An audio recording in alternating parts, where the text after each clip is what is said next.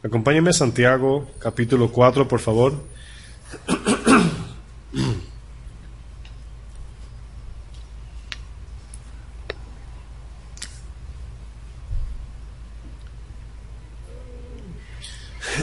Santiago 4, verso 13. Estamos todavía en nuestra serie que dentro de la reunión Sembrando en la Familia, estamos hablando de limpiando nuestro hogar, y hoy como título tenemos autoconfianza. Autoconfianza. Quiero que me acompañen al verso 13, capítulo 4 de Santiago. ¿Están allí ya?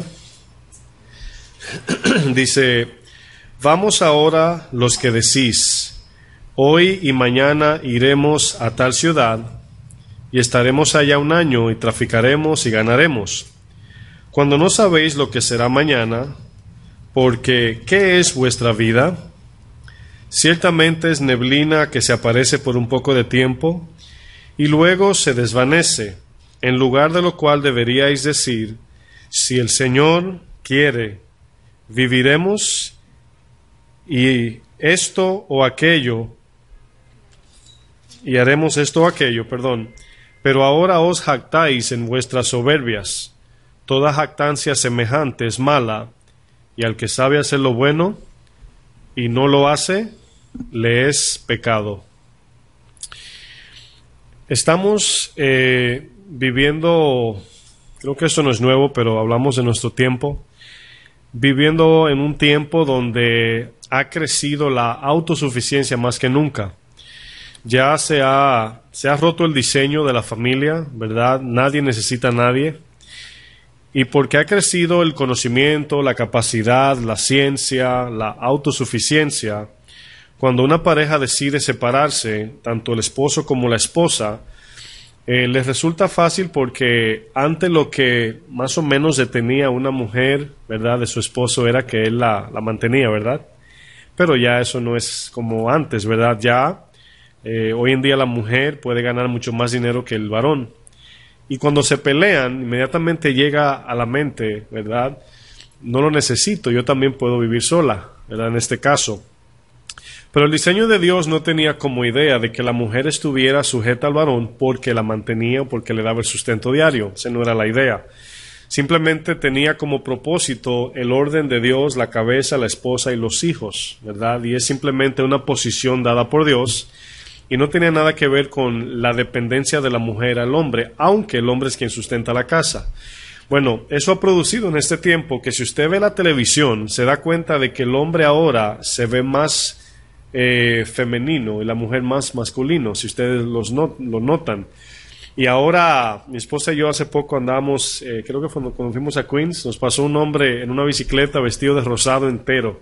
Y no estoy feminizando el rosado, ¿verdad?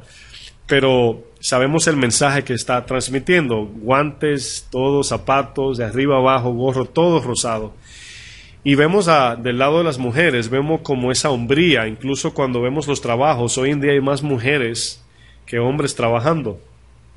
Cuando fui a Guadalajara, creo que no sé si mi esposa se acuerda, pero le dije, wow, en la mañana cuando nos levantábamos para comprar café y eso, veíamos la gente hacia el trabajo. Y era, no sé en porcentaje, pero una gran cantidad de mujeres al trabajo y mucho menos hombres. Yo decía, wow, es increíble. Y al igual también los hijos, los niños han crecido con una mentalidad tan desarrollada que por el hecho de saber tanto, ¿verdad?, entiéndase de forma terrenal, piensan que se gobiernan o que pueden hacer como quieren, ¿verdad? Bueno, hemos crecido en esa área de autosuficiencia, de que no necesito a nadie. Por ejemplo, antes para aprender algo se llamaba a una persona que era experto en eso, ahora tenemos todo en un teléfono, ¿verdad? Todo está en una aplicación. Si necesitamos algo, si no sabemos algo, allí está Google, allí está Siri, o etcétera, el Internet. Se ha desarrollado esa autodependencia, ¿verdad? Y le ha hecho daño al cristiano, ¿verdad? Porque cuando la palabra nos habla de fe, nos está hablando de dependencia en Cristo.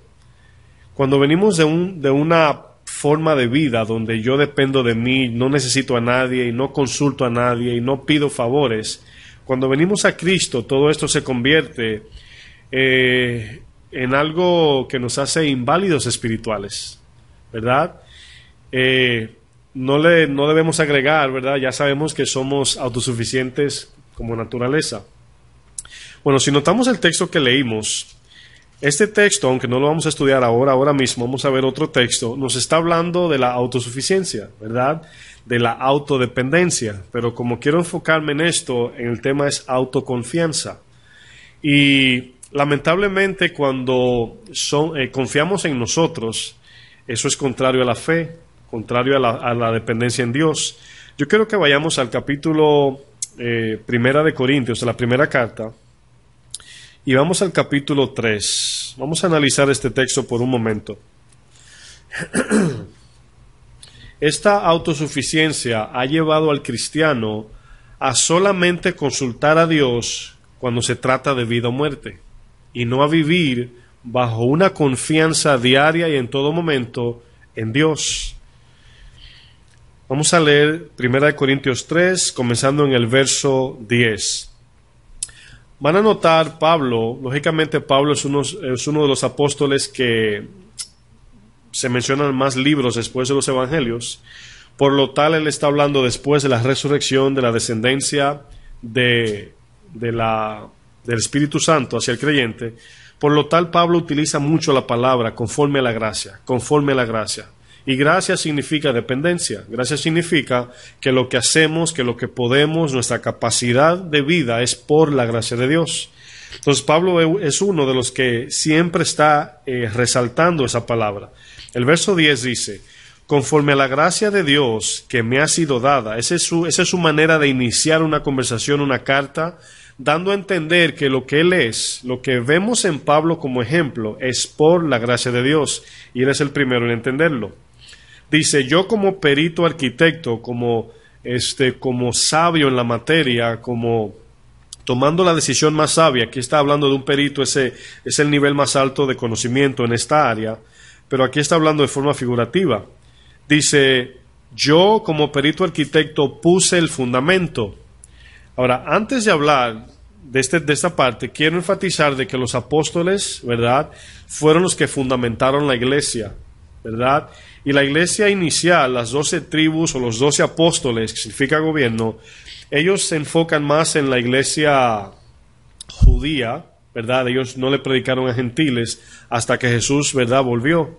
Por eso cuando le mostró el lienzo con los alimentos que en el Antiguo Testamento eran, ¿verdad?, eran alimentos impuros, Pedro responde, Señor, ninguna cosa, ¿verdad?, he comido que sea impura. Y él le estaba mostrando a los gentiles y los judíos que iba a ser un solo Dios para todos. Bueno, aquí cuando Pablo está hablando del fundamento, está hablando de él como apóstol, ya puso el fundamento de la iglesia en los gentiles. Por eso él se autollama el último apóstol. Entonces, Jesús denominó a 12, por eso cuando Judas falló, dijo, falta uno. Él no dijo, faltan más, sino uno. Entonces vemos ahí 12, y por eso creo que fue el domingo, que hablamos de que el Señor, sí, en Marcos 10 y en Mateo 29, donde el Señor dice que los iba a sentar en 12 tronos, y eso es figurativo del gobierno de la iglesia. Pero Efesios nos dice que estamos edificados sobre el fundamento de los apóstoles, ¿verdad? Bueno, la piedra principal es Cristo, pero ellos fueron quienes fundamentaron la iglesia, ¿verdad? Bueno, Pablo está hablando con esta misma idea, pero lógicamente los Corintios, Efesios, Gálatas, Filipenses son iglesias gentiles, no judías. Y él se autodenomina como el último apóstol, pero él era un apóstol. No sé si se acuerdan de las palabras de Jesús en Juan 10 que dice, ese es mi redil, y hay otro redil, el cual tendrá también un pastor. Y se refería al apóstol Pablo, que le iba a ser instrumento para atraer a los gentiles como iglesia y unirlos como rama injerta en el árbol de Dios. Bueno, esa es la idea, pero nosotros vamos a mirar esta parte de la Biblia con el lente de nuestra edificación sobre Cristo, de forma individual. Como Jesús dijo en Mateo 7, el que edifica sobre la arena le consideraré como un hombre insensato, pero el que edifica sobre la piedra, la roca, lo miraré como un hombre sabio, un hombre prudente, ¿verdad? Que vinieron vientos, vinieron pruebas, es la idea, y no cayó porque estaba sustentado en la roca. Entonces ya el fundamento aquí está hecho. Ahora nos está hablando como cristianos. Esa es la parte que debemos entender. Y por eso es que Pablo aquí, fíjense lo que dice el 11. Bueno, voy a retomar una parte del 10. Yo como perito arquitecto puse el fundamento. Y luego dice, y otro edifica, ¿qué dice? Encima. ¿Ok? Ahora, antes de avanzar, póngale una marca a eso, vayamos a Mateo 16 para entender esta parte, porque me interesa, ¿verdad?, que tengamos un fundamento en lo que estamos aquí hablando. Mateo 16. Se van a relacionar con la historia, inmediatamente leamos.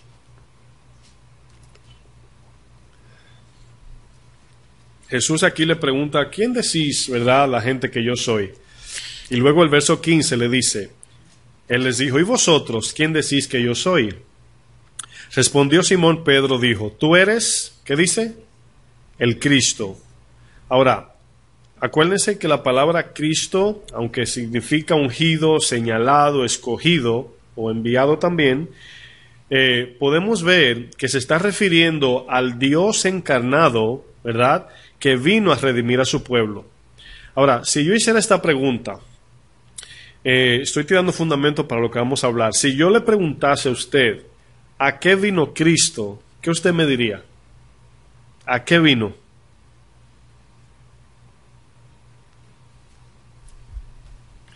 Imagínese que un no creyente le pregunte a usted eso. A pagar nuestro pecado. Esa es una parte de la verdad.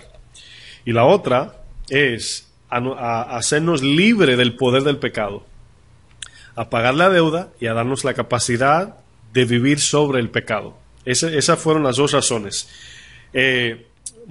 Lógicamente sabemos que vino por el pecado, pero no solamente, acuérdense que en el Antiguo Testamento se pagaba por el pecado cometido, pero el poder que Cristo trajo a través del Espíritu Santo en su sacrificio, no solamente en su muerte fuimos justificados, ahora en su vida seremos santificados. Entonces debemos entender eso y luego seremos glorificados como Él. Fíjense lo que dice el 17. Aquí Pedro le dijo, tú eres el Cristo, ¿verdad? El 17 dice, entonces le respondió Jesús, bienaventurado eres, Simón, hijo de Jonás. Siempre cuando le habla así le está diciendo, acuérdate que todo esto es por gracia. No le dice, ¿verdad? Tú eres el poderoso Pedro, no. Simón, hijo de Jonás. Le dice, porque no te lo reveló carne ni sangre, sino mi Padre que está en los cielos. Y yo también te digo que tú eres, ¿qué dice? Pedro. Ahora, ¿qué quiere decir Pedro? ¿Quiere decir cómo? Piedra, exactamente. Dice, a ti te digo Pedro. ¿Y sobre qué dice aquí? Esta roca. Ahora, si cambiamos esa palabra, ¿por qué la cambiaríamos? Sobre este fundamento. Ahora, quise enseñar esto porque de aquí va a depender todo lo demás. Ahora, pueden ver que ya Jesús lo había profetizado, ese fundamento, que hoy por ahí dicen que es el Papa, ¿verdad? Bueno, dice, sobre esta roca, porque a él le dijo piedra, y piedra significa piedrecita. Ahora, hace poco hablaba con mi esposa de algo que me ministró mucho, y le soy honesto, no lo he leído, no lo he estudiado, pero ella me decía que un varón, ¿verdad?, que canta para el Señor, alaba al Señor, estaba haciendo una analogía de que él le dijo al pueblo de Dios que trajesen piedra para edificar, ¿verdad?, el edificio. Ellos trajeron ladrillos. ¿Ah?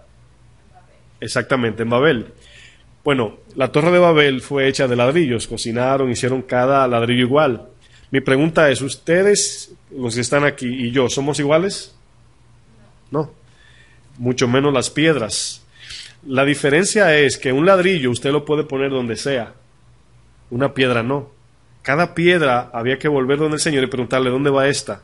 Y encajaba exactamente en el hoyo preciso de esa piedra. Lo que pasa era que había que depender de Dios en cada decisión de poner esa piedra.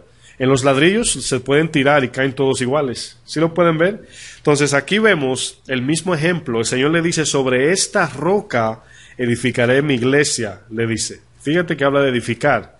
Y las puertas del Hades no prevalecerán contra ella. Y luego le dice a Pedro, a ti te daré, ¿qué dice? Las llaves. Ahora, ¿qué le está diciendo Jesús aquí? con las llaves. ¿Qué quiere decir llave? Autoridad, exactamente, autoridad. Y todo lo que atares en los cielos será atado en los cielos, y lo que atares en la tierra será atado en la tierra. Volvemos a Corintios. Ahora, pueden notar que esa piedra que Jesús dijo, ¿era quién? La piedra que Jesús dijo, ¿quién es? No, nosotros.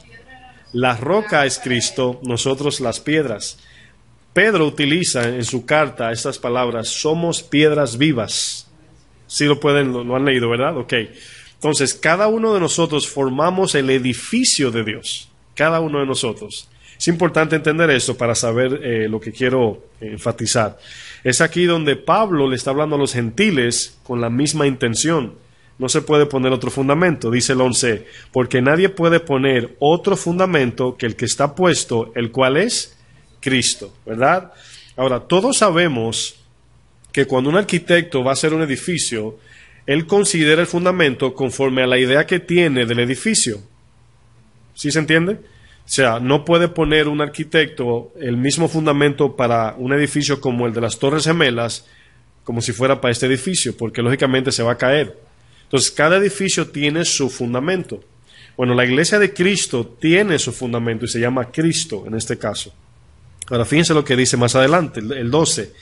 Y si sobre este fundamento, ahora vamos a hablar en términos de sobreedificar, es ahí donde me quiero enfocar, sobreedificar. Dice, y si sobre este fundamento edificare, aquí hay 6 elementos, pero hay 2 grupos. Quiero que enfaticen en su mente esto. Hay 6 elementos, 2 grupos. Hay un grupo que es flamable y hay otro que es inflamable, ¿verdad? Entonces hay uno que sí se quema y el otro no. Los primeros 3, el oro, la plata y las piedras preciosas, cuando son pasadas por el fuego, son más purificadas, se limpian, se ven mejor. Pero el heno, la hojarasca y la paja, que es lo que sigue, madera, heno y hojarasca, si viene el fuego, ¿qué pasa? Ahora, ¿se acuerdan? Los voy a llevar otra vez al tabernáculo del Antiguo Testamento. Era de madera, pero todo lo demás estaba cubierto ¿con qué? Con oro. Entonces, si el fuego viniese al tabernáculo, ¿qué hubiese pasado? Nada, porque estaba cubierto de oro. Pero dentro tenía la madera. Ahora, se preguntaría usted, yo quiero que piensen en esto por un momento. Si no se va a ver el oro, la madera de acacia, si no era necesario, ¿por qué el Señor comenzó a edificar con madera y luego oro? Si podemos pensar por un momento, ¿por qué razón el Señor dijo, hazlo de madera y luego cúbrelo de oro? Si fuera un humano que le da una idea, el Señor dice, me dan una idea, creen que está bien, le hubiésemos dicho, Señor, no tiene sentido, ¿verdad? Porque no se va a ver la madera. Además, la madera es mucho más débil que el oro. Ni siquiera la madera puede sustentar el oro. Pero tiene una connotación esto, ¿verdad? Tiene lo que es Cristo en nosotros, que nos cubre nuestra desnudez, nos cubre de nuestra debilidad. Y si viene un fuego al tabernáculo, no lo hubiese quemado por la razón de que tenía oro que lo cubría. Al contrario, se ve más brillante, más puro, más limpio. Entonces nosotros somos esa madera. Pero van a ver lo que dice más adelante. Dice el 13, la obra de cada uno se hará manifiesta. ¿Qué está diciendo? Que conforme nosotros vivimos en Cristo, aunque aquí está hablando de la edificación de la iglesia como individuo, porque está hablando a Corintios, cada cosa que usted y yo hacemos, oigan bien, será probado por el fuego. Ahora, no tienen que decir amén a esto, pero se van a identificar. ¿Cuántas veces en su caminar cristiano han tenido alguna percepción de sí, individual, de su nivel de fe, hasta que llega una prueba y usted dice, me tengo que devolver? Tengo que volver otra vez de nuevo, tengo que tomar la prueba de nuevo.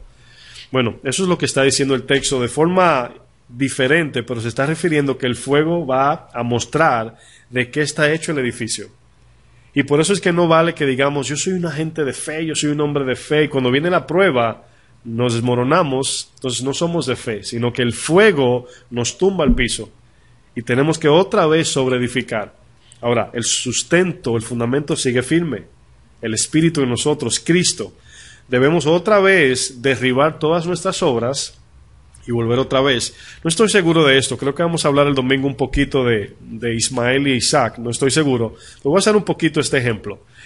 El Señor llamó a Abraham, los que conocen la historia, ¿verdad? Lo llamó de 75 años, le da una promesa que iba a tener un hijo, ¿verdad? O un descendiente, o que su descendencia iba a ser como las estrellas, ¿verdad? Que están en los cielos, o como la arena del mar. Bueno, tiene 75 años Abraham, pero su esposa tiene un problema. Está seca, estéril, ¿verdad? Pero usé esta palabra para tener mayor entendimiento. Está seca, no germina su útero allí, ¿verdad? El huevito allí no hace nada. Aunque la semilla vaya a su lugar, no va a pasar nada. Estaba seca. Entonces, era imposible ella quedar embarazada. Era imposible. Y Jesús viene de una descendencia donde habían muchas estériles, ¿verdad? Bueno, cuando el Señor le da la promesa a Abraham, 75 años, pasa un tiempo tan grande donde pasan 11 años y Abraham dice, bueno, el Señor parece que no se le olvidó, o a lo mejor necesita una manito, necesita ayuda, ¿verdad? A lo mejor Dios no puede solo. Y yo quiero reflejar eso a nuestras vidas, pero también a las iglesias de hoy, donde la gente anda dándole una manito a Dios, ¿verdad? No, para la gloria de Dios queremos hacer esto. Y Abraham allí parece que, no sé si no tomó en cuenta el propósito, o él pensó que el hijo era para él. ¿Y qué hizo? Él, en este caso Sara, le recomendó a su sierva. Y Gálatas le llama a la esclava, ¿verdad? Era una esclava, pero así, esa es la analogía. Y a Sara le llama, ¿cómo le llama? La libre, ¿verdad? Bueno, muchos dirían, wow, qué duro es Dios, ¿verdad? Que echó fuera a la esclava con su hijo. Bueno, todo lo que usted y yo hagamos, que no ha sido oro para Dios, o no ha sido guiados por el Espíritu Santo, por su voluntad, va a ser echado fuera. ¿Sí lo pueden entender? Todo lo que hagamos, por mucho que hemos trabajado, por mucho que hayamos colaborado, por mucho que hayamos, aunque sea bíblico, mis hermanos, aunque parezca bíblico escritamente hablando, Dios lo va a echar fuera. Y eso es lo que no queremos, queremos salir aprobados. Fíjense lo que dice el 13 otra vez, la obra de cada uno se hará manifiesta porque el día la declarará. Aquí, hasta donde me alcanza, ¿verdad? Mi pequeño cerebro, si puedo decir, se está refiriendo al día del tribunal de Cristo, donde va a comenzar a decirnos lo que hicimos bien o mal, y vamos a recibir conforme a los hechos. Hasta ahí llego yo. Si es otra revelación, pero hasta ahí yo pienso que está refiriéndose a ese día como cristianos, no como condenación. Nos va a llamar Edwin, Tony, Javier, Gamaliel, ¿qué hicieron con lo que le di? ¿Verdad? Fleming, ¿qué hiciste? Y si lo que hicimos, dice la palabra, permanece, dice que recibiremos recompensa. Verso 14. Si permaneciere la obra de alguno que sobreedificó, recibirá recompensa. ¿Verdad? Ahora bien, quiero que noten algo. Cuando usted y yo hacemos la obra de Dios, ya hemos aprendido de que podemos decir que Dios hace todo. En cuanto a obra se refiere, Dios hace todo. Él, si usted nota el capítulo 3, verso 1, ¿cómo dice el subtema arriba? Colaboradores. ¿Qué quiere decir colaboradores? Co quiere decir al mismo nivel. Compañero, compañía, coworker, que se usa la palabra. Entonces, cooperar quiere decir trabajar juntos al mismo nivel. Entonces, el Señor nos puso en su obra para que seamos colaboradores con Dios. Eso es lo que se llama sinergia. Trabajamos juntos, pero Dios es quien da todo, y es el Espíritu en nosotros. Lo que Él quiere es que le entreguemos, es la voluntad, que hagamos lo que Él dice. ¿Sí me doy a entender? Como cualquier arquitecto, ingeniero llama a un empleado, el arquitecto no necesita la idea del empleado, él necesita seguir las reglas del plano, y cada trabajador necesita seguir las reglas del plano, porque ya está el plano hecho. El propósito de Dios está ya trazado, ¿sí saben eso? Entonces Dios nos trae para trabajar con Él y cumplir el propósito de Dios, no el de nosotros. Imagínese el albañil dándole ideas al arquitecto. ¿Y por qué no ponen el baño acá? No estoy diciendo que es imposible, me estoy refiriendo ya a un plano determinado donde todos están de acuerdo de que así se hará. Luego viene uno y dice, yo creo que el baño debe ir allá, y comienza a darle idea. Le va a decir el jefe, tú haz lo que yo te mando, ocúpate de esa esquina, y lo demás me encargo yo. Yo soy el arquitecto. En este caso, ya Cristo trazó el plano del propósito de Dios, de hacer la voluntad de Dios. Bueno, fíjense lo que dice el 15. Si la obra de alguno se quemare, dice, él sufrirá pérdida, si bien él mismo será salvo, aunque sea como por fuego. Aquí está hablando, no está hablando que si se pierde o no se pierde la salvación, le está hablando a un cristiano frente al tribunal de Cristo, recibiendo el galardón o lo va a desechar. Incluso, voy a utilizar un texto que nos va a ayudar. Permítanme un segundito para que vean lo que estoy diciendo. Bueno,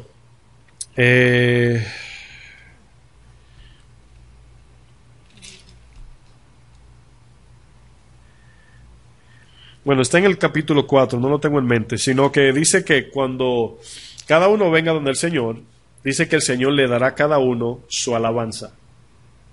O sea, no su condenación, su alabanza. Bueno, esta idea la podemos ver. Vamos a ver, por ejemplo, Mateo 25. Vamos a utilizar este ejemplo para que tenga más sentido.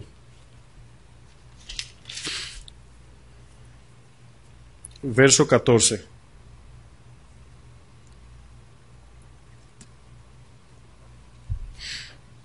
Ahora bien, en este caso, lógicamente no está hablando de la salvación, en el caso de Corintios, pero en este caso sí implica la salvación, porque le está hablando aquí al pueblo de Israel, ¿ok? Mateo es un evangelio dirigido a los judíos. Dice, porque el reino de los cielos es como un hombre que yéndose lejos, llamó a sus siervos y les entregó sus bienes. Dice, a uno dio 5 talentos, y a otros 2, y a otro 1. Y cada uno conforme, y hay capacidad, es dunamis, ¿verdad? Dice, y luego se fue lejos. Y el que había recibido 5 talentos fue y negoció con ellos, y ganó otros 5 talentos. Asimismo, el que había recibido 2, ganó también otros 2. Pero el que había recibido 1 fue y cavó, o sea, en otras palabras, enterró lo que se le entregó, y escondió el dinero de su señor. Después de mucho tiempo, y no vamos a seguir leyendo, solamente utilizo esa referencia, cuando el Señor vuelve, le da su alabanza a cada uno. Pero cuando le habla al tercero, le dice malvado, ¿verdad? Porque no multiplicó, o no trabajó, o no fue buen administrador en lo que el Señor le dio. Entonces es la idea, aunque son 2 puntos diferentes que estamos utilizando, es la idea de cómo el Señor nos llamará a cuentas con cada cosa que nos da. Volvamos a Corintios otra vez. Y fíjense lo que dice el 16. Acuérdense que estamos hablando de sobreedificar. Le dice, ¿no sabéis que sois, 16, templo de Dios? ¿Verdad? Aquí la idea es que el Espíritu ahora mora en nosotros. Vamos a hacer un ejemplo del tabernáculo y el cristiano de hoy. Bueno, el tabernáculo tenía todo ese oficio que hacía el sacerdote, los levitas y todos los utensilios que había ahí adentro. Y había que hacer toda esta ceremonia para poder entrar, y todavía no bastaba eso. Bueno, al venir Cristo, ahora la presencia de Dios habita en nosotros. Yo estaba pensando en esto hoy y me impactó mucho porque antes había que atravesar el velo que impedía que el hombre humano tuviera relación con Dios. Pero ahora Dios nos está pidiendo entrar en el velo de nosotros, que es el corazón que tenemos. Fíjense la inversión o lo paradójico. Bueno, debemos de quitar ese velo, es la referencia a la circuncisión, quitar lo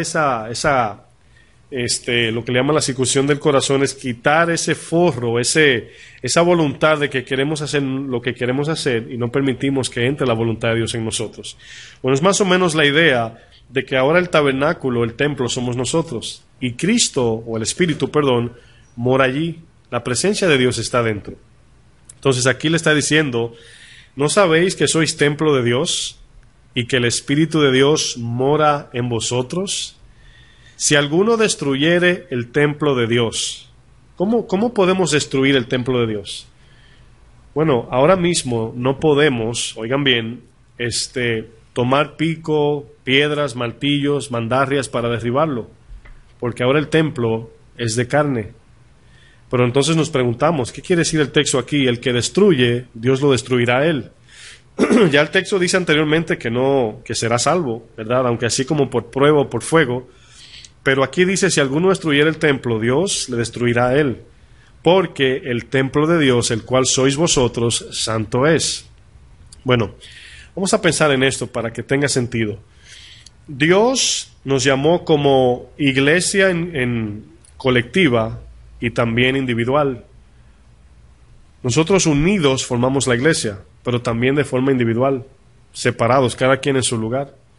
Entonces ahí es donde podemos entender de que la iglesia, el templo, somos nosotros de forma congregada y separada. Entonces nosotros estamos ahora, por la palabra, edificando nuestras vidas sobre el fundamento, que es ¿quién? Que es Cristo. Ahora yo quiero utilizar esto y ponerlo como paralelo en nuestras vidas individuales, ¿verdad? Como familia, como soltero, como padres, como hijos, etcétera. Y es aquí donde el Señor habla de que seremos probados por el fuego en lo que estamos edificando. Ahora, el tema de hoy se llama autoconfianza. Todo lo que hacemos, mis hermanos, se llama edificar. Todo. Todo lo que hacemos se llama trabajar, construir. Unos están haciendo su torre de Babel, otros están edificando la iglesia de Cristo. Es una de dos. ¿Se acuerdan cuando la torre de Babel se estaba edificando? El Señor dijo, descendamos, ¿verdad? Y trastornemos su idea porque se propusieron hacer esto y lo van a terminar si lo dejamos. Entonces vemos que una persona tiene dos formas de vida, o lo que hacemos en la vida tiene dos caras: batallar y edificar. Todo consiste en batallar y edificar. La vida es una batalla. Cuando le preguntan cómo está todo, aquí luchando, ¿verdad? Es una lucha. Cuando usted trabaja, cuando usted ahorra, cuando usted compra un carro, una casa, su familia, usted está edificando, ¿verdad? Nosotros crecimos un tiempo. Ahora bien, Pablo en esta carta nos dice, mire cada quien, quiero volver a este punto muy importante, pero el 10, y otro edifica. El 10, ¿verdad? Ok. Hay un pero allí. Dice, pero cada uno mire cómo, ¿qué dice? Sobreedifica. Quiero poner hincapié allí, pero cada uno mire cómo sobreedifica. Ahí vemos que ahí él separó a cada uno como responsable de forma individual. Entonces nosotros formamos la iglesia. Si nosotros de forma individual hacemos la voluntad de Dios individualmente, cuando nos unimos, el mundo ve la iglesia de Cristo. Esa es la idea.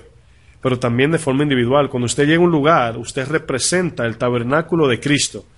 Y usted anda caminando con el altar del sacrificio, usted tiene allí el pan, el candelero, tiene el altar de incienso y está el arca del pacto con el maná, la vara de Aarón, etcétera. Todo eso está aquí adentro. Pero cuando usted camina, esta es la entrada, aquí, el corazón. Y cuando usted se ve de frente a alguien, usted está mirando un pecador y su luz va a reflejar su pecado, y cuando usted le presente a Cristo, ellos van a traer su cordero. ¿Saben cuál es? El cordero que ahora se usa para sacrificar. Cristo. Nosotros somos la iglesia ahora que traemos el cordero para aquel que no lo tiene. ¿Ven cómo todo es invertido entre la ley y la gracia? A quien le predicamos ahora, no solamente le traemos el templo, no solamente Dios se acercó al pecador, sino que nosotros por medio del Evangelio le presentamos la salvación, pero también le damos el Cordero, increíblemente. Y la persona te dice, ¿qué debo hacer? Creer en el Cordero, que fue inmolado en la cruz por ti y por mí, y ya fue sacrificado. No hay que hacer ninguna ceremonia, solamente entrega tu corazón, entrega tu mente, tu cuerpo y toda tu vida a Cristo, y tus pecados serán perdonados y tendrás vida eterna en el Señor. Pero fíjense que si nosotros como casa de Cristo no sobreedificamos con oro, con plata, piedras preciosas, no somos el templo de Cristo, en este caso el templo de Dios, ¿se dan cuenta? Entonces, ¿cómo venimos a traer al mundo la iglesia para que sean salvos los demás? Porque estamos centrados en nosotros. Por eso le dije autoconfianza al tema de hoy. Ahora bien, entendiendo esto, mis hermanos, vamos a quedarnos en el verso 10 por un momento. Dice, pero cada uno mire cómo sobreedifica. Todo lo que usted hace, mis hermanos, incluyéndome a mí, todo, incluyendo las palabras que salen de nuestra boca, está siendo anotado en un libro. ¿Cómo sabemos eso? No se vayan de ahí, vamos a Apocalipsis 20. Vamos a ver allí el libro que todo el mundo le tiene miedo.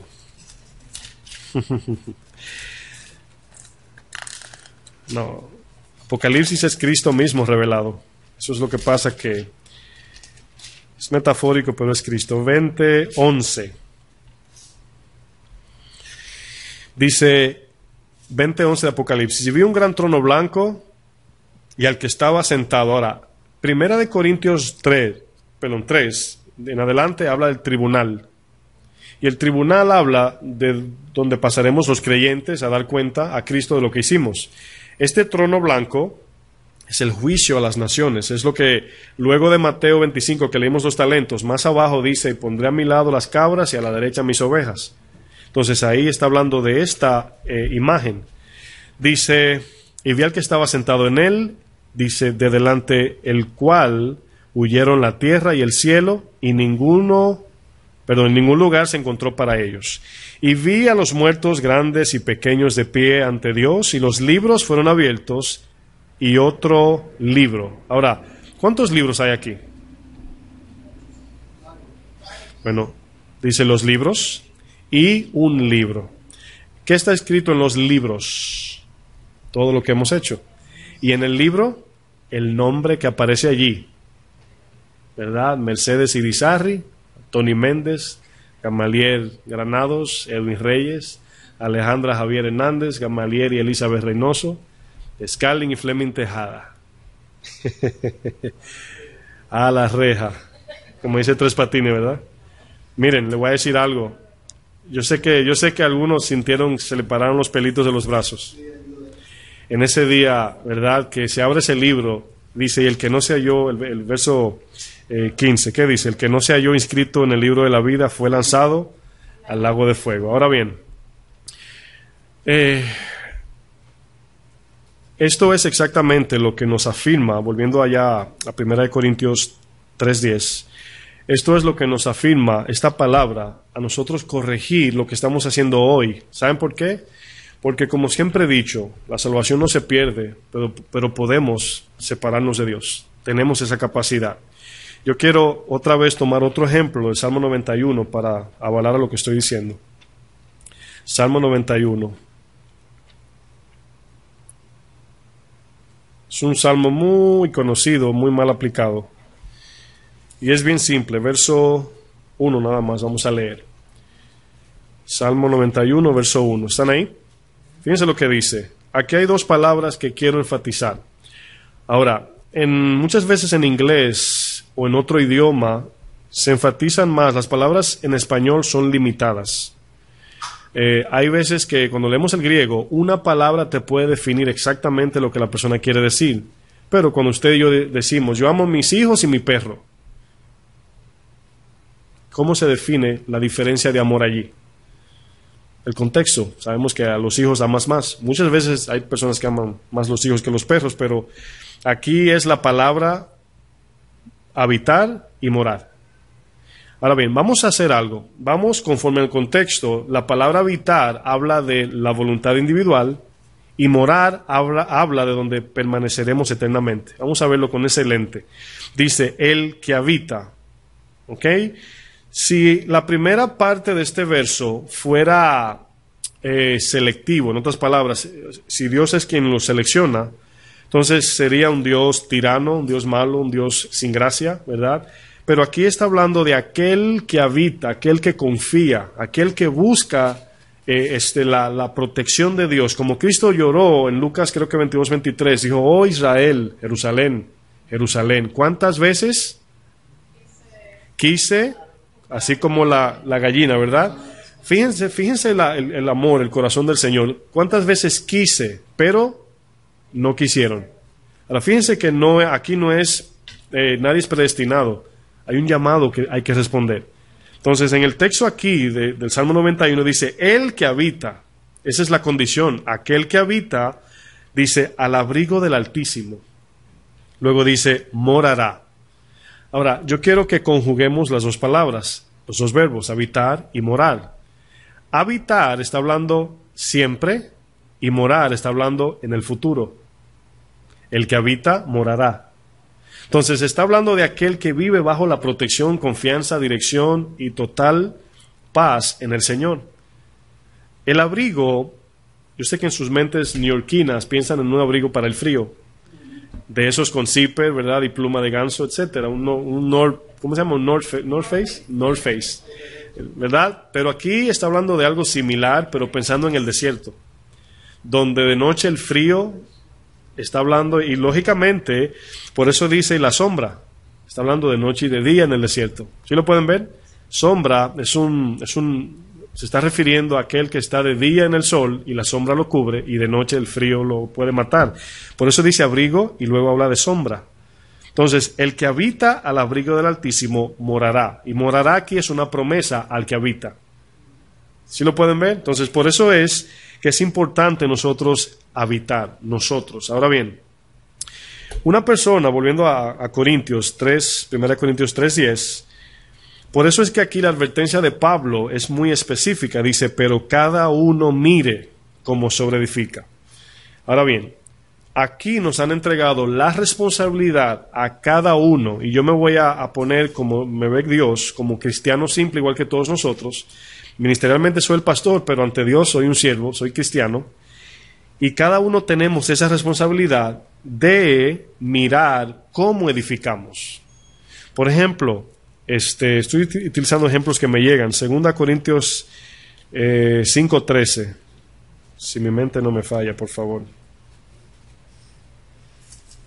Déjame buscarlo primero, que a veces me llegan textos a la mente y estoy poniendo viejo ya. 13:5, lo dije al revés. 13:5. 2 Corintios 13:5.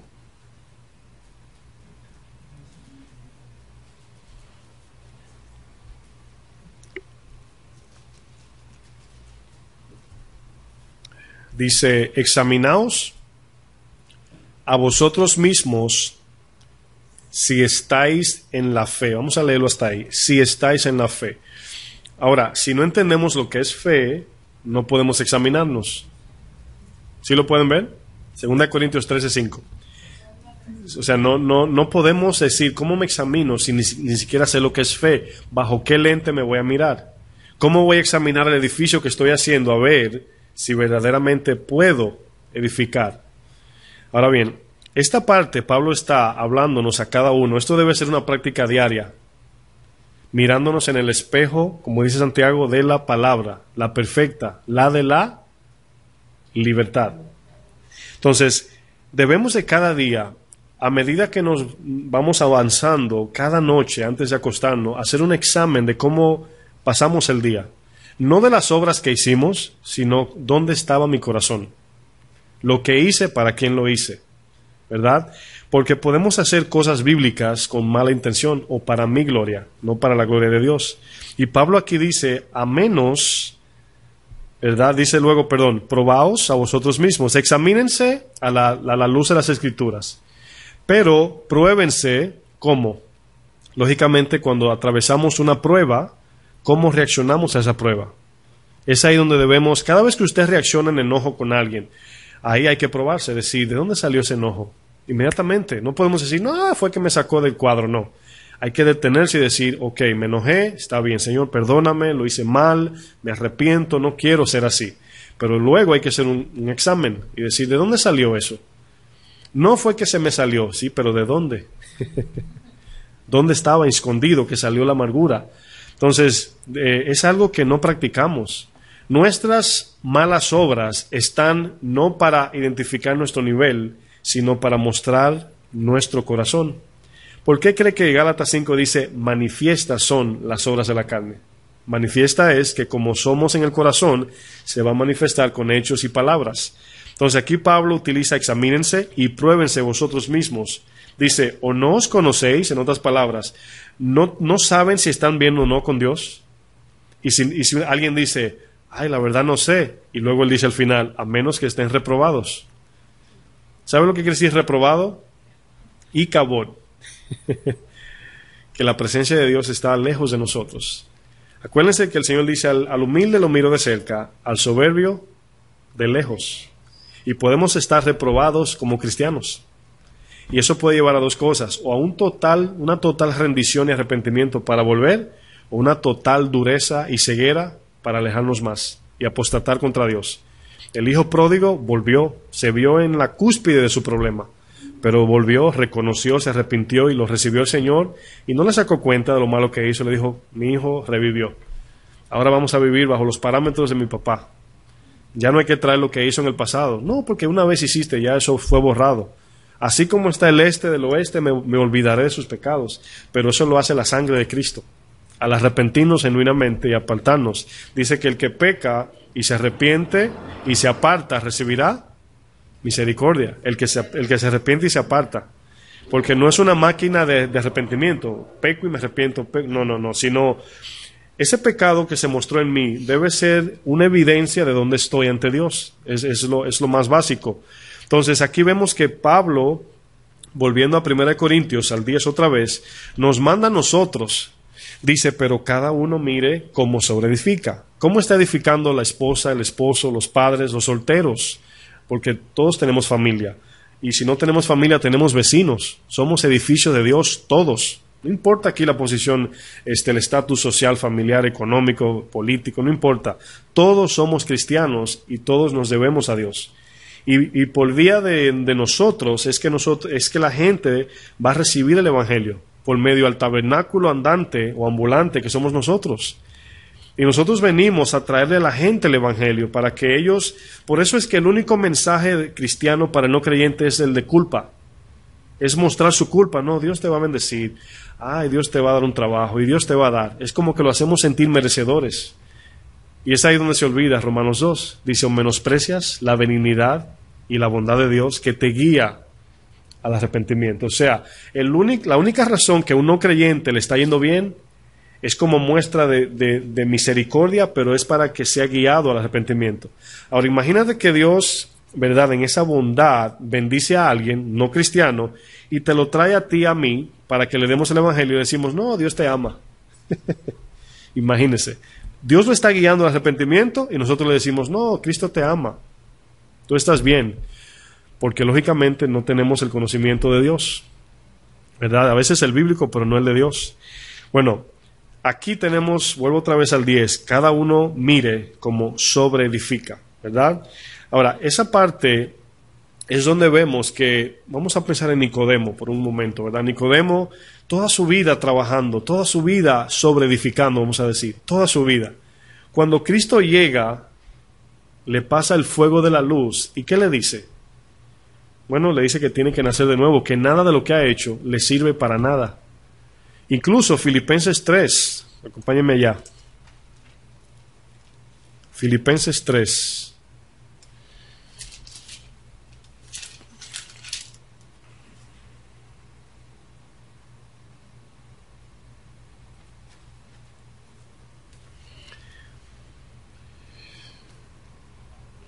Verso 4. Fíjense aquí Pablo hablando. Siempre enfatizo esto porque dicen por ahí que Pablo, ¿verdad?, fue llamado porque estaba preparado.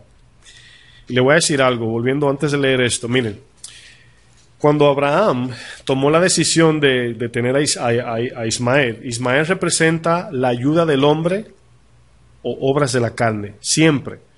Y hoy las iglesias están reproduciendo ismaelitas. Por ejemplo, cuando un pastor se para aquí y le dice a la iglesia, comienza a condenar a la iglesia, que se va al infierno y que le ha robado a Dios el diezmo, ¿sabe lo que está haciendo, verdad?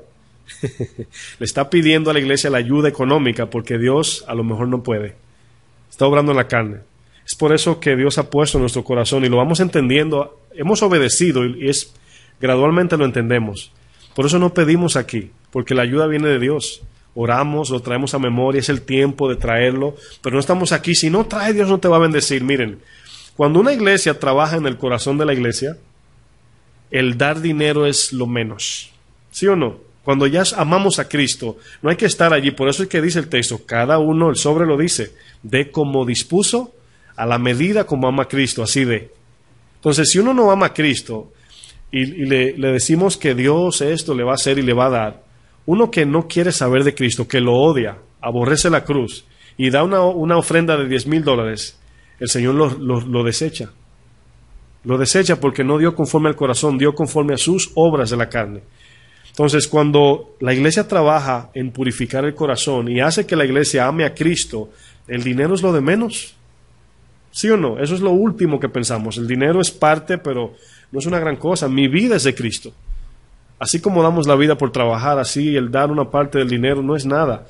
Y apelamos a que Dios es el que toca y Dios es el que suple. Aunque uno trabaja, Señor, danos el pan de cada día. Dependemos de Él. Entonces, aquí es la parte donde uno se confunde. Miren lo que dice el 4. Aquí Pablo, no terminé la analogía de Abraham. Abraham tuvo a Isaac, primero a Ismael. ¿Sabe cuántos años pasaron para tener a Isaac? Bueno, Dios le dio la promesa a los 75, tuvo a Ismael a los 86, 11 años, 14 años, mis hermanos. ¿Saben por qué? Dios le dijo, de forma indirecta, le dijo, entonces tú puedes procrear hijos, tú puedes traer la descendencia como la arena del mar. Ok. Y luego fue en Romanos 4 que él dijo, esperanza contra esperanza. Mi desesperanza contra la esperanza de Dios. Cuando él vio que lo que Dios quería hacer no era con la ayuda de Abraham, sino que Dios iba a tomar a un hombre de 100 años, donde ya no reproduce espermatozoides para dar hijos, y la mujer con el útero seco, ahí es donde Dios te dice, estás preparado. Hablaba con una hermana hoy por teléfono, estaba dando la consejería y me dice ella, ay pastor, yo siempre he querido servir, pero oí las enseñanzas y ay no, yo no puedo, yo soy muy inútil. Y dice, estás preparada.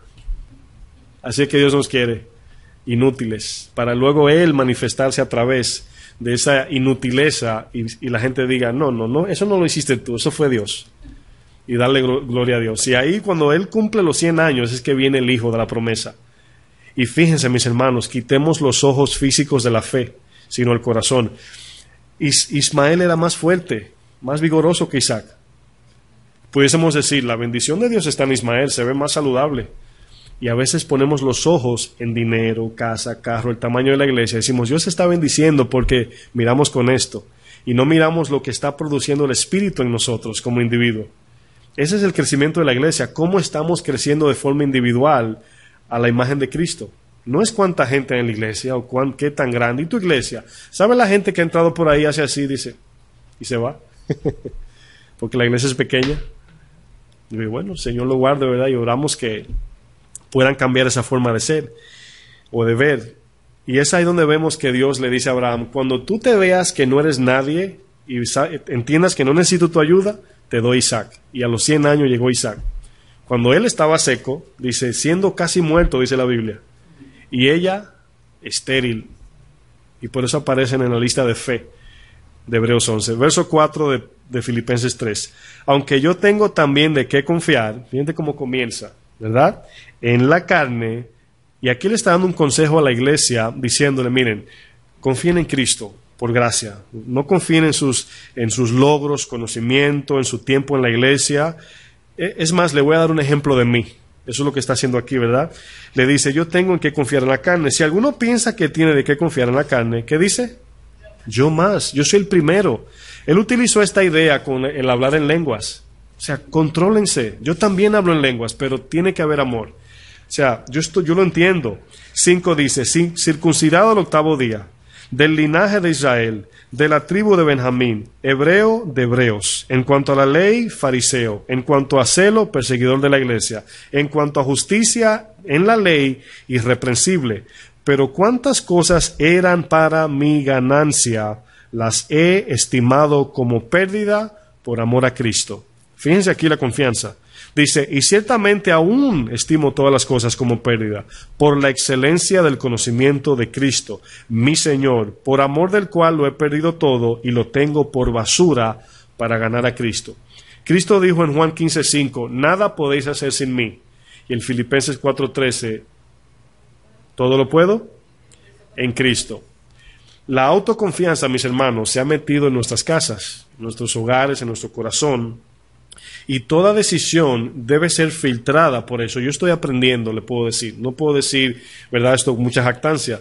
Yo quiero caminar por el filtro de la confianza de Cristo. Cada cosa que hago, por pequeña que parezca. Hasta una camisa le podemos decir, Señor, ¿te place? Hemos visto testimonio de gente que se hacen sueños. Y yo me soñé, él tenía una camisa rosada con rayitas azules. Y luego aparece en la iglesia, el Señor me mostró que yo lo vi, fue así, pero si desobedecemos... O sea, a lo mejor estoy exagerando, tómenlo como amor, pero debemos de caminar en esa confianza. Y la confianza no es solamente decir, Señor, sí o no. Es una actitud de confianza. El que vive bajo la gallina, los polluelos, están confiados. Mientras que cuando sale, se oye el ti, ti, ti, ti, buscando a su mamá.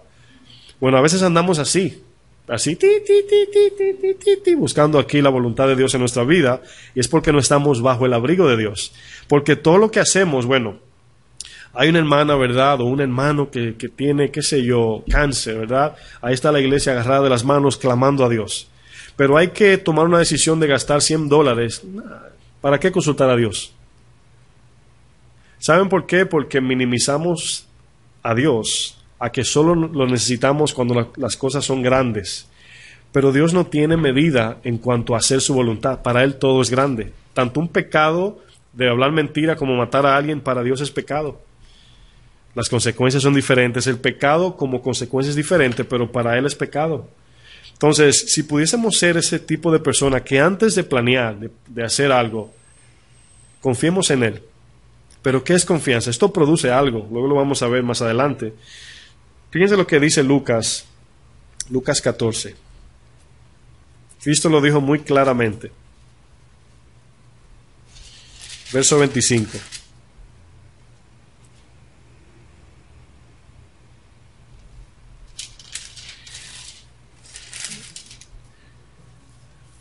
Ahora bien, ¿se acuerdan que hablamos de que la vida consiste en batallar y edificar? ¿Verdad? Usted, si tiene hijos, está edificando su hijo, para bien o para mal, cada uno, ¿verdad? Si usted está creciendo en Cristo, usted se está edificando, ¿verdad? Y vemos que aquí la palabra dice que Dios es quien da el crecimiento. Pero si la siembra no la puso Cristo, entonces Dios no puede dar crecimiento. Ahora bien, voy a hacer esta pregunta, ¿verdad? ¿Usted cree que cuando Dios dice algo, pasa algo? ¿Usted cree? Bueno, lo voy a llevar en sus mentes a situaciones donde quizás tenemos tiempo lidiando con cosas y no hemos visto una respuesta. Ahora, yo entiendo que Dios tiene también tiempos, temporadas, etcétera, pero en el Génesis, el Señor cuando decía, y hágase, algo pasaba. Algo pasaba, algo sucedía. Bueno, cuando usted y yo buscamos la voluntad de Dios en todo y confiamos en Él, algo pasa, algo va a pasar. Aunque no sea en mi tiempo, Él le dijo a Abraham, te daré una descendencia. Bueno, hay lo que se llama tiempo. Bueno, vamos a ponerlo de esta forma para no enredar su mente. La fe consiste en tiempo y también en, hupomeno es la palabra que tengo en la mente. Es soportar en tiempo y en dolor. Ya para resumir. Cuando Dios te dice espera, la paciencia tiene que ver con aguantar el dolor, pero también habla del tiempo. Muchas veces Dios te dice algo y en un año se cumple, en el mismo instante, o a veces se toma 20 años, ¿verdad? No sabemos. Pero sabemos, mis hermanos, que si se toma 20 años, en ese transcurso de espera, ahí Dios está obrando. Crecimiento, aprendizaje, dependencia. Ahí está pasando algo. No es como que, bueno, Dios, 25 años, pues me voy. Por eso es que no nos dice el tiempo. Porque hay un trato. El tiempo de cuando José pasó la prueba tenía 17 años. Se cumplió cuando tenía 39, casi 40. El propósito para el cual lo llamó. Pero él pasó todos esos años, fíjense, pasando vituperio, pero tenía un propósito. Y José fue paciente con el Señor. Esperó, pasó la prueba. Y es ahí donde a veces nos desesperamos porque queremos en nuestro tiempo. ¿Y qué pasa? Que puede venir o el maná o la codorniz. ¿Cuál quieren? ¿No quieren nada? Sí, porque llegó el maná cuando tenían hambre y no quisieron el maná, pidieron codorniz y el Señor le dice, ¿quieren codorniz? Cuando Dios te pregunta 2 veces así, te dice, ¿quieres eso? Es el momento de decir, no, Señor, perdóname. ¿Quieres codorniz? Dice que hasta se le salía por aquí. Se la dio con juicio.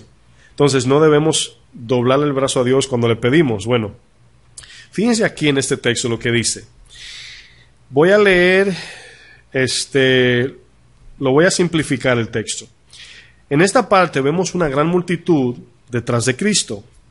Ahora, hay dos formas de buscar a Cristo. Está aquella para que me dé lo que yo quiero y confiar en eso que me dio. Y la segunda es buscarlo a Él para que me dé lo que necesito y confiar en el que dio. ¿Sí me entendieron? Está confiar en lo que me dio o confiar en el que me dio. Confiar en Él o en la cosa, en lo material. Bueno, la mayoría de esta multitud estaba confiando en lo que Él daba, no en Él. Por eso dice lo que cuesta seguirme. Si me quieren a mí, deben hacerlo de esta forma. Y comienza a decir, si alguno, ¿verdad?, no aborrece, y comienza a hablar primero de la familia, luego habla de sí mismo, y luego dice, toma su cruz y me sigue.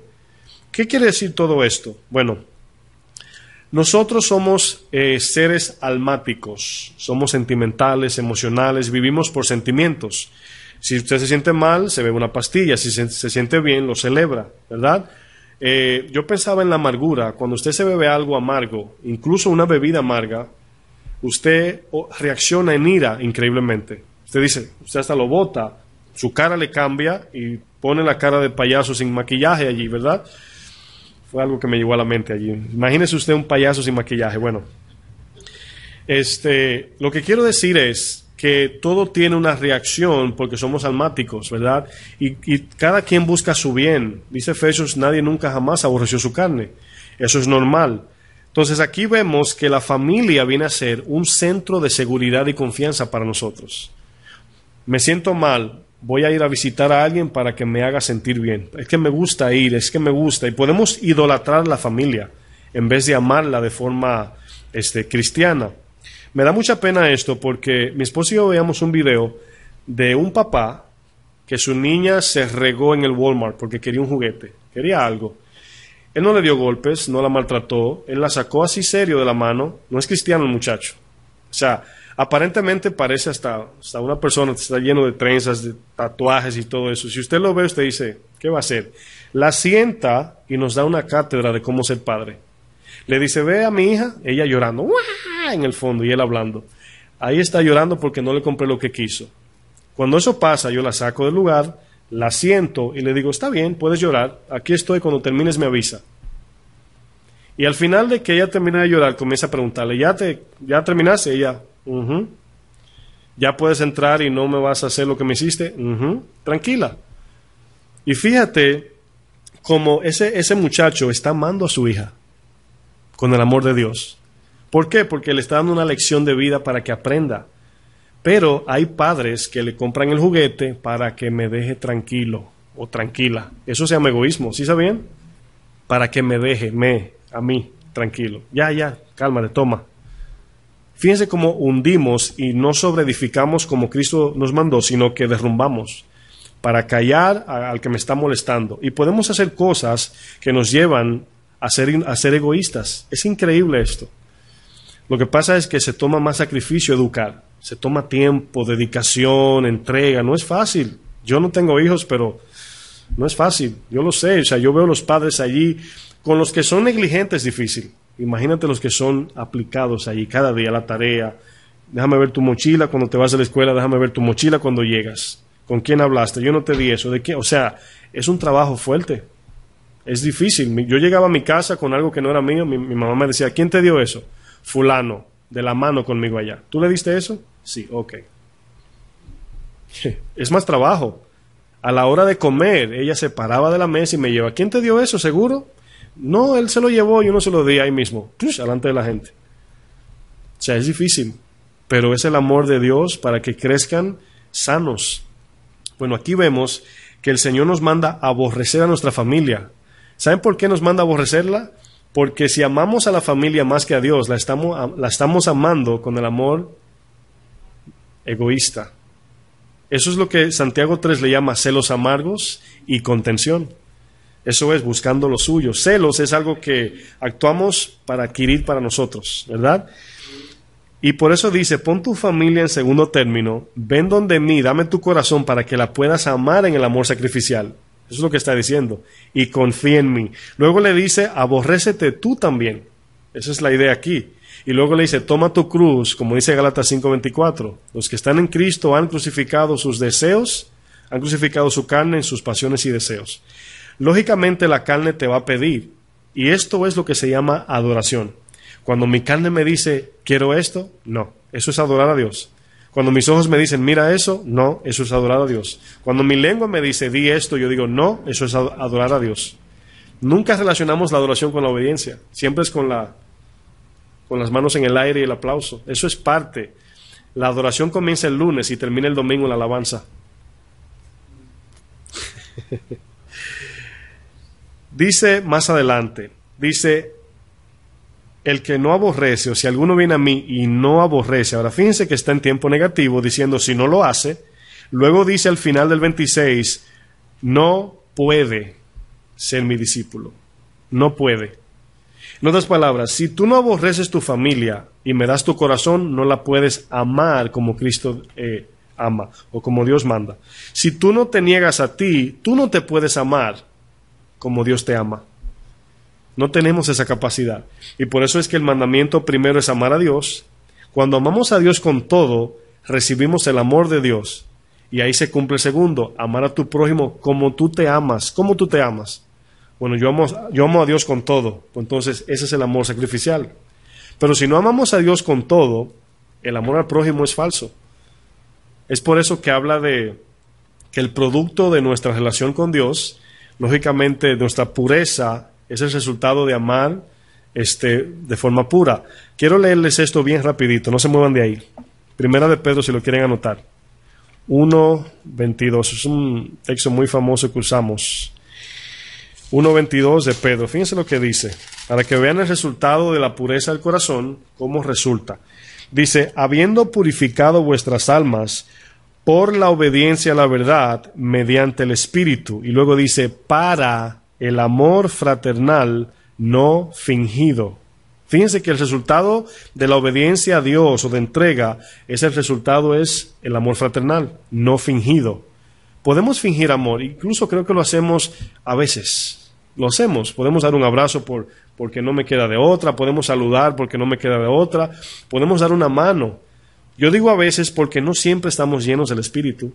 Queremos vivir así, pero la práctica va matando la carne, que llegamos a un nivel de vida donde no podemos vivir si no es dependiente de Cristo.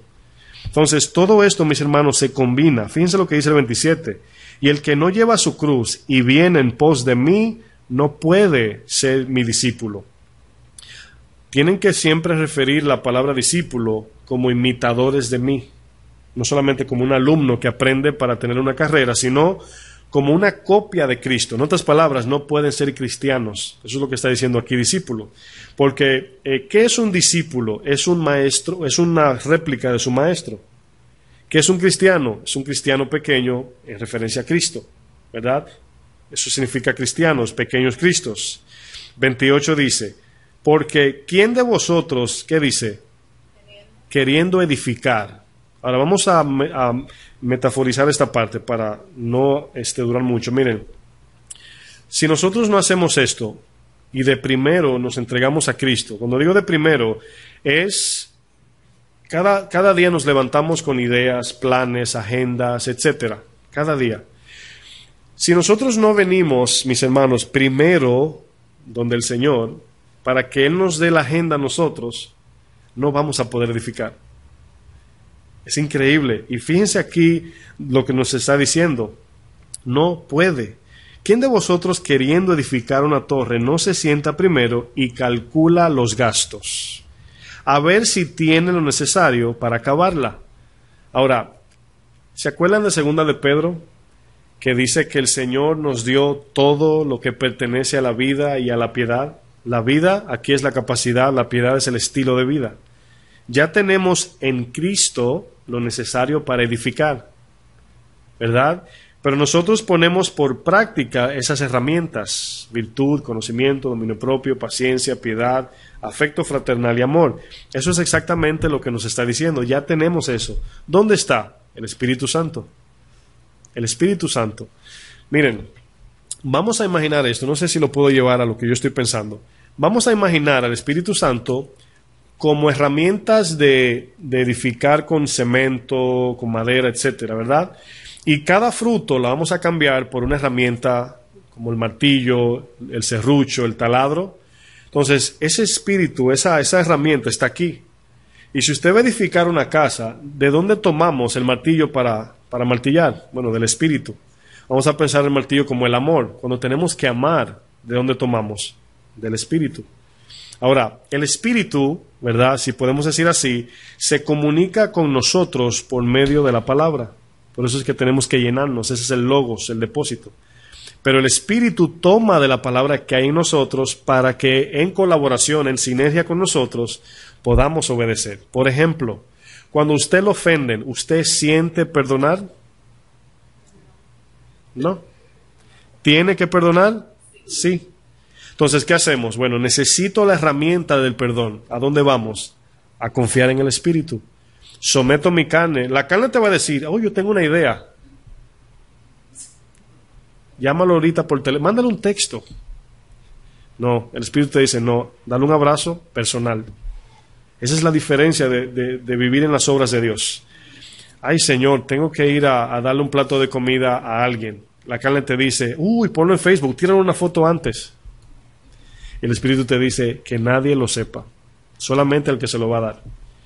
Y acuérdate, cuando se lo esté entregando, que tu mente esté en el trono de Dios, no en tu corazón. Por eso Pablo dice, olvidando lo que quedó atrás. Todo lo que yo he hecho, lo hizo Dios. Por eso yo trato cada día, mis hermanos, de mirar adelante. No, yo me acuerdo que una vez yo he hecho esto, yo vengo y hice tal curso, tal academia, tengo 30 años, y miramos atrás como quien dice, yo he hecho todo esto. Señor, en tu nombre hemos hecho esto, apartaos de mí. Esa es la reacción del Señor a los que tienen esta actitud.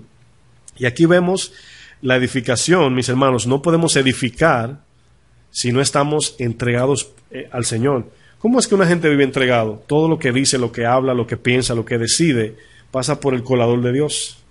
Vamos ahora a Salmo 119, 47. Salmo 119, 47.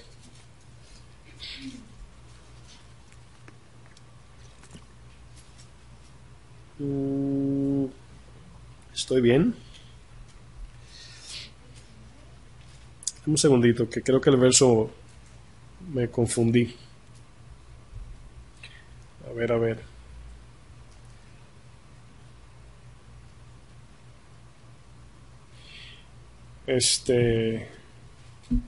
119.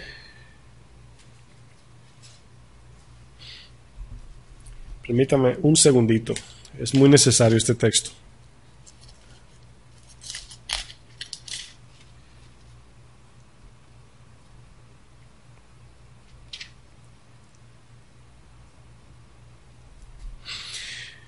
Bueno, se lo voy a parafrasear y luego se lo puedo compartir. No tengo el verso, se me perdió. Era 119, 40 y... Bueno, el texto dice, te buscaré antes del alba. Te buscaré antes del alba. Antes que venga la luz terrenal, que venga a mí la luz espiritual primero. Y luego dice, en tus palabras esperé. Ese texto me impactó tanto, yo lo estaba leyendo hace unos días. Lo que pasa fue que lo dejé en una nota en mi casa, no lo tengo aquí. Pero increíblemente, este texto a mí me impactó porque hablaba de dos cosas. Dice, te buscaré antes que suba el alba. Si usted tiene un teléfono, puede ponerlo en el search y le pone alba y busca Salmos, ahí le va a salir. No sé si... Es 147. Oh, gracias, hermano. 147. Sí, ahí. Gracias, hermano. Gracias. Fíjense lo que dice. Me anticipé al alba y clamé. Me anticipé. ¿Qué quiere decir? Antes que salga el sol, ¿verdad? Y luego dice, esperé en tu palabra. Qué difícil esto, mis hermanos. Miren, pensar en ese verso nos lleva a, como dicen en mi país, a matar al corre-corre de cada día, ¿verdad? Levantarnos, no pasar tiempo con Dios. A mí me confrontó porque yo a veces, uno tiende siempre a decir, bueno, ¿cuál es la hora para orar? Hay que levantarse a las 3 a matar a los demonios, o sea, son cosas que la gente le gusta inventarse porque se jactan en eso, ¿verdad? Yo me tiro a las 3 donde los demonios están más fuertes, oigan bien. Bueno, nosotros no vivimos para los demonios. No lo ignoramos, pero no es nuestra motivación de vida, ¿verdad que no? Eso quedó a segundo término, aunque no lo ignoramos, dice la palabra.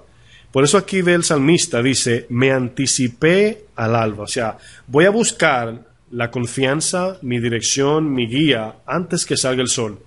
Ahora, ¿saben por qué allí está el alba? Es increíble esto. Cuando usted va a trabajar, usted necesita luz. Para usted caminar necesita luz, para avanzar, para ir a trabajar, etcétera. La luz es lo que ilumina todo. Ilumina todo. Incluso en la mañana, si se levanta muy temprano, se encuentra con muchos borrachos en la calle. A esa hora saliendo el sol. Y es donde ellos se recogen, porque el sol les molesta. Porque vienen con los ojos ya acostumbrados a la noche. Y la luz evidencia todo. Abre el paso. Incluso los agricultores, que es la idea de trabajo en ese tiempo, sin el sol no podían trabajar. Entonces aquí vemos que antes que salga el sol que me dirige, que me muestra, que me guía, que me da la visión de yo ver las cosas para yo trabajar, buscaré la guianza de Dios. Antes que salga el sol terrenal, buscaré la luz de Dios. Por eso dice el 105, si lo ven ahí, el verso 105 dice, dice, lámpara es a mis pies tu palabra y lumbrera a mi camino, ¿verdad? O a mi caminar, se puede decir. Fíjense que no te alumbra hacia adelante, te alumbra a cada paso, al punto que te hace dependiente de la lámpara, porque alguien que alumbra a lo largo, mira una distancia de 10 metros y dice, no hay nada, puedo caminar sin mirar. Pero alumbrar cada paso nos mantiene enfocados en la luz, para pisar donde alumbra. Por eso vemos que el 147 allí dice, me anticipé. Ahora, aquí está hablando de confianza en Dios, de buscar su dirección del día, y luego dice, y clamé, y luego dice, esperé en tu palabra. Miren, una evidencia de nosotros no poder esperar en la respuesta de Dios en oración es la autoconfianza. Cuando nosotros no esperamos en que Dios hable, si tú no me dices, me voy yo. Esa es la respuesta a eso. Esperar esa palabra que te va a dirigir durante el día, que te va a decir qué hacer, cómo hacerlo, cuándo hacerlo. Y a veces no queremos esperar. Y aquí dice, en eso esperé. Vamos a volver ya para concluir. Santiago 4:13. Santiago 4:13. Fue el texto que iniciamos leyendo. Ahora, si pueden ver, aquí el Señor está hablando de gente soberbia. Acuérdense de esto, la autoconfianza es evidencia de la soberbia. Autoconfianza es una evidencia de soberbia. No se olviden de eso. Vamos ahora, los que decís. Aquí el Señor está utilizando esas dos primeras palabras, hablando en segunda persona. Él está hablando por ellos. O sea, la gente dice, vamos a hacer lo que tenemos que hacer. Dice, decís, hoy mañana iremos a tal ciudad y estaremos allá un año y traficaremos y ganaremos. En otras palabras, están haciendo planes sin consultar a Dios. Esa es la idea. El 14 dice, y eso es muy importante, cuando no sabéis lo que será mañana. Ahora, fíjense en algo. La luz, una lámpara, una linterna, ¿sabe que te muestra el futuro? ¿Sí sabían eso? ¿Usted puede ver el futuro con una lámpara? ¿No sabía? Claro. Cuando un vehículo va manejando, lo que viene adelante te lo alumbra. Lo que va a pasar, lo que pasa es que es el futuro, solamente unos segunditos. Si usted se para en una esquina, ¿verdad?, y ve un vehículo que se aproxima, bueno, ¿qué va a pasar? Es que va a llegar donde usted. Usted vio el futuro de lejos. Eso es futuro. Lo que pasa es que se transportan en las películas, ¿verdad? 1900 o 2025, no. Me refiero al futuro en el sentido de lo que va delante de nosotros, que se aproxima a nosotros. También hacia donde nos dirigimos. O sea, si yo camino de aquí a aquella puerta, yo puedo ver el futuro desde aquí a allí. O sea, estoy limitado a ver ese espacio de futuro. O sea, ¿cuál es el futuro? Que voy a llegar a la puerta. Ahora, por eso el Señor habla aquí de mañana. Podemos saber qué puede pasar de aquí a ahorita. Ahora, de forma omnisciente no sabemos qué va a pasar de un segundo a otro. Estoy utilizando el ejemplo figurativo de lo que hace la luz. La luz te alumbra para que mires adelante, para caminar hacia adelante. Y te va asegurando el futuro de una forma limitada. Te va asegurando dónde vas a pisar para no caer en el hoyo. Esa es la idea. Pero aquí el Señor está hablando de una omnisciencia que conoce todo. No solamente lo que va a pasar de aquí a ahí, sino de aquí a mañana, de aquí a un año, de aquí a un siglo, de aquí a la eternidad. Entonces aquí dice, cuando no sabéis lo que será mañana. Fíjense lo que le dice. Porque, ¿qué es vuestra vida? Ciertamente es neblina que se aparece por un poco de tiempo y luego se desvanece. En lugar de lo cual deberíais decir, si el Señor... Ahora quiero yo decir esto. Hemos adoptado un lenguaje cristiano muy efímero. Bueno, si Dios quiere, hermano. Si el Señor quiere. Primero Dios, si el Señor quiere. Bueno, si Dios quiere. ¿Saben lo que es fatalismo, verdad? Es no hacer nada y dejar que Dios traiga el futuro. Bueno, lo que va a pasar y lo que no va a pasar. Y a veces actuamos en fatalismo o confiamos en esto de forma efímera. Es como decir, vámonos de vacaciones, preparen, compren el vuelo, reúnan sus maletas, etcétera, y montaron en el avión. Padre, llévanos con bien. Ya en el avión. Sin saber si Dios dio permiso, si dijo sí vayan, no vayan, etcétera. No es que Dios abrió puertas, Satanás abre puertas también. Y muy ancha, como dice la palabra, ancho es el camino y estrecha es el del Señor. Entonces, todos hemos adoptado este tipo de pensamiento. Si Dios quiere, hermano, es un lenguaje, pero no es una confianza del corazón. Si Dios quiere significa, déjame ver si me dice que sí. Déjame ver si me permite primero. Eso es lo que dice si Él quiere. Es como tú decir, bueno, si un niño de 8 años, si papi quiere o si mami quiere, ¿verdad? Voy a llegar allí y se va. Y el papá lo ve y dice, ¿a dónde vas? Dice, a comprar algo, pero ¿a dónde vas? No, yo dije si papi quiere, sí, pero ¿cómo tú sabes si quiero o no? No viniste donde me iba a preguntarme. Esa es la idea aquí. Y no, en lugar de lo cual deberíais decir, si el Señor quiere, y luego fíjense lo que dice, viviremos y haremos esto o aquello. No solamente que se cumpla el propósito, sino si saber. Ahora, quiero llevar esta historia al hombre necio, ¿verdad? Dice, edificaré, está hablando del futuro, edificaré mis graneros, los haré más grande y le diré, alma mía, vive, ¿qué larga vida tienes? Y el Señor le dice, hombre necio, esta noche, ¿no sabías? Vienen a pedir tu alma. ¿Quién se quedará con todo lo que trabajaste y en todo lo que dice tu vida? Edificaste en heno, en madera y en hojarasca, y te vas vacío al infierno. Eso es lo que Dios quiere prevenir. Fíjense lo que dice más adelante. 16. Pero ahora os jactáis ¿en qué? Cada decisión que tomamos sin consultar a Dios, sin tomar a Dios en cuenta, es soberbia. ¿Qué quiere decir cuando el proverbio dice, encomienda a Jehová en todos tus caminos y Él enderezará tus veredas? En otras palabras, usted ve un camino torcido y usted oró, buscó dirección y usted siente de parte de Dios que Dios le dijo, avanza. Pero está perdido, nos podemos perder aún en la dirección de Dios, porque dice que Abraham salió sin saber a dónde iba. Y ese camino, que es una vereda torcida, que las veredas son caminos torcidos, te puedes sentir perdido, pero por haber encomendado tu corazón a Dios, dice que Dios lo endereza y te da el discernimiento y la guianza para ver lo derecho. Miren, si yo le pregunto esto, ya estamos terminando, 7 minutos, ¿para qué vino el Espíritu Santo? ¿Qué me diría? Que me gustaría que cada uno me diera una opinión. No es obligatorio, pero me gustaría. Para guiarnos. ¿Qué más?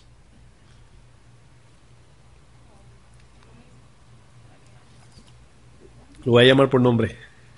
Digan algo, no importa, lo que usted piense. Para estar en obediencia. ¿Qué más? Gamaliel, abre la biblioteca. ¿Ah? Alumbrarnos, exacto. Muy bueno eso. ¿Qué más? Pueden decirlo de forma ilustrada, no tiene que ser obligado. Bueno, no los voy a forzar. Ok. ¿Se acuerdan de las 2 cosas que guiaban el pueblo en el desierto? ¿Quién se acuerda? Columna y columna. Ok, muchos dicen que era para que el frío no los matara ni el calor, y es cierto, pero ese era lo último en propósito. Es increíble esto, cuando yo me puse a pensar, siempre pienso en el Antiguo Testamento y el tabernáculo y todo eso, y es tan profundo. Y si usted quiere crecer en conocimiento del Nuevo Testamento y tener algo fundamental, hay que leer el Antiguo, porque el Nuevo es la luz del Viejo. El Nuevo nos alumbra lo que quiso decir Dios Por ejemplo, él decía, Abraham le dijo, tienes que circuncidar a todos, y el que no, échalo fuera, córtalo. Jeremías dice, en la circuncisión del corazón, pero tampoco entendían. Y luego Pablo es aquel que nos enseña a decir qué quiere decir eso, y es la carne. No vivir para la carne, sino para el espíritu. Bueno, cuando ellos atravesaron el mar, esa agua que se abrió simboliza el bautismo, ¿verdad? Pero la nube que está arriba, ¿se acuerdan cuando Jesús, ahí hay tres cosas? El agua que atravesaron, y no la atravesaron, pero está hablando de algo que le pasaron por debajo. O sea, le pasaron por debajo, esa es la idea. Ellos se sumergieron en el agua, estaba arriba el agua y ellos en el medio, aunque pasaron seco. Y eso nos da a entender que no es el agua que cambia, sino la obediencia a lo que Dios manda. Bueno, tenemos sumersión del agua, columna de fuego y de nube. Bueno, cuando Jesús recibió el Espíritu Santo, dice, y una nube se abrió y descendió. Y luego Juan el Bautista dice, yo los bautizo en agua, pero el que viene los bautizará en espíritu y en fuego. Ok, bueno, tenemos que ver que la razón por la cual vino el Espíritu, es por lo que dijo, la mayoría lo dijeron, pero Barú lo especificó, es para la guianza, para guiarnos. ¿Saben que si ellos no se llevaban por esa columna en el desierto, se perdían? Dios los guió hasta la puerta de la entrada a la tierra prometida, y luego de ahí, llegando a la boca ya o a la frontera de la tierra prometida, todos, mis hermanos, todos no entraron, la mayoría no entraron. Ahora, yo quiero dar un principio como cristianos que nunca se le olvide esto. Cuando Dios le diga algo, no busque multitud de acuerdo. Dice la palabra, en la multitud de consejos está la sabiduría. A lo que me refiero es, multitud de acuerdo es que 100 gente dice que sí, pero solo uno dice que no. Cuando estaban casi entrando, la gran mayoría, 99% si podemos decir, dijeron que no iban a entrar. Josué y Caleb solamente entraron. Ahora, ¿qué quiero decir con esto? Que cuando tomamos decisiones, vienen consejos de gente, ¿verdad? Debes hacer esto. Y tendemos a decir, es que como 30 personas me dijo que es por aquí, pero solamente este hermano me dijo que es por acá. ¿Saben por qué eso pasa? Para que la multitud de consejos no sea del hombre. Para que no sea del hombre. Bueno, por eso es que el texto dice en Santiago, pero ahora os jactáis en vuestras soberbias. En otras palabras, ¿qué es jactarse? Jactarse no solamente es echarse gloria, sino también tomar esa decisión con confianza sin consultar a Dios. Eso es jactancia. Pero la jactancia es una evidencia externa, proviene de la soberbia, que es una evidencia interna. Y luego dice, y al que sabe hacer lo bueno y no lo hace, ¿saben lo que quiere decir el texto? Si usted sabe que quien le va a guiar es el Espíritu y lo hace confiando en usted, es pecado. No importa que sea dando comida. 1 Corintios 13 dice, aunque quemes tu cuerpo en sacrificio vivo. Si lo haces sin la confianza en Dios y sin la guianza del Espíritu, no eres hijo de Dios. Porque los que son guiados por el Espíritu, ese grupo que se deja guiar, son los hijos de Dios. Aquí vemos en esta enseñanza, mis hermanos, el problema de la autoconfianza. Lamentablemente esto nos lleva, yo se lo digo con mucho temor porque yo tengo una responsabilidad, ¿verdad? Aparte de la iglesia, mi esposa, que es mi familia número uno, que las decisiones que yo tomo, de una forma la arrastran a ella conmigo. Y estamos trabajando en nuestras vidas y estamos sobreedificando. Honestamente, yo no quiero que en aquel día el Señor me diga, como cabeza de hogar, envíe su fuego y todo lo que yo haya hecho haya sido heno, madera y hojarasca. Usted tampoco quiere eso, yo lo sé. Por eso es que debemos de caminar en esa confianza, no caminar en soberbia, hacer lo que yo creo que es bueno. No debemos ni ayudar a Dios, no debemos asumir por lo que vemos de forma horizontal. Incluso usted puede mirar a tomar una decisión y parece todo bien. Y le podemos llamar a eso, Dios abrió puertas. A eso le podemos decir, pero todo se ve bien, ¿cuál es el problema? Que Dios dijo que no. El lingote y el manto babilónico, Dios dijo que no. Pero se ve muy bonito y brilloso, yo quería uno, pero Dios dijo que no. Entonces hay veces que podemos batallar aquí entre nosotros y decir, ay, es que yo lo quiero, pero Dios dijo que no. Eso es adoración, mis hermanos. Eso es adoración. Decir sí cuando Dios dice que sí y decir no cuando Dios dice que no. Pero ¿qué tiene de malo? Que Dios dijo que no. No parece malo, de verdad que no. Yo le estoy diciendo esto de forma práctica para que cuando decidamos algo no miremos con los ojos, sino que lo cerremos y miremos arriba. Señor, ¿tú quieres? ¿Sí o no? No importa que se vea, es como vender algún producto que lo compraste en $1,000 y te están ofreciendo 5,000 y Dios te dice, no lo vendas. Señor, pero me voy a ganar 4,000. No se trata de ti. Esa es la dificultad del cristiano. Por eso es que no todos somos cristianos, y me puedo incluir yo también. No todos, ¿verdad?, podemos decir yo soy cristiano, porque eso es lo que nos identifica como hijos de Dios, el que guía a Dios. Por eso es que Él dice, yo miro de cerca al manso, al que es soberbio no. Tengo comunión con el manso porque Él hace lo que yo digo, pero con el que no, porque no hace. Y no tiene nada que ver con la cantidad de gente, con el tamaño de la iglesia. La voluntad o el propósito de Dios no se encuentra allí. No es por lo que vemos, es por el fruto, dijo Cristo. Fue lo único que nos dejó para identificar y para examinar. Cuando un agricultor va a comprar algún producto a algún lugar, él no se enfoca en cómo se ve el lugar, etcétera. Él va directamente al fruto y lo mira a ver si es bueno. Y dice, no, es muy bueno. La tierra muy limpia, por lo tanto el fruto es bueno. Amén. Padre, te damos gracias, Señor. Señor, no queremos llenarnos de tanta palabra, Señor, sin aplicar. No queremos aprender tanto de forma que no podamos producir, Señor, fruto. Queremos llevarnos esto en nuestro corazón a casa, Señor, y poder rumiar, Señor, poder comer, sacarle todo el jugo a esto que hemos aprendido, Señor. Yo pienso que hemos aprendido mucho, Señor, pero si ponemos en la balanza lo que hemos aprendido con el cambio de mi vida, a lo mejor está inclinada.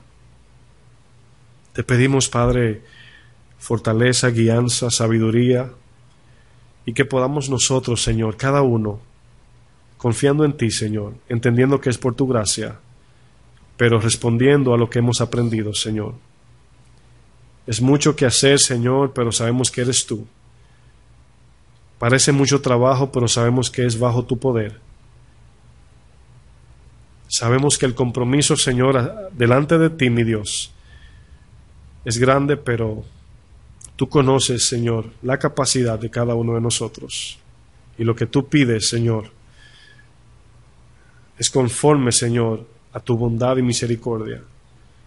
Te pido que podamos meditar en esto, Señor, y corregir en áreas que debamos corregir, Señor, para crecer, y en aquel día tu fuego, Señor, no desvanezca, Señor, lo que hemos edificado en la roca que es Cristo, sino que queremos, Padre, hacer lo que tú nos mandas hacer cada día, en el nombre de tu Hijo amado Jesús.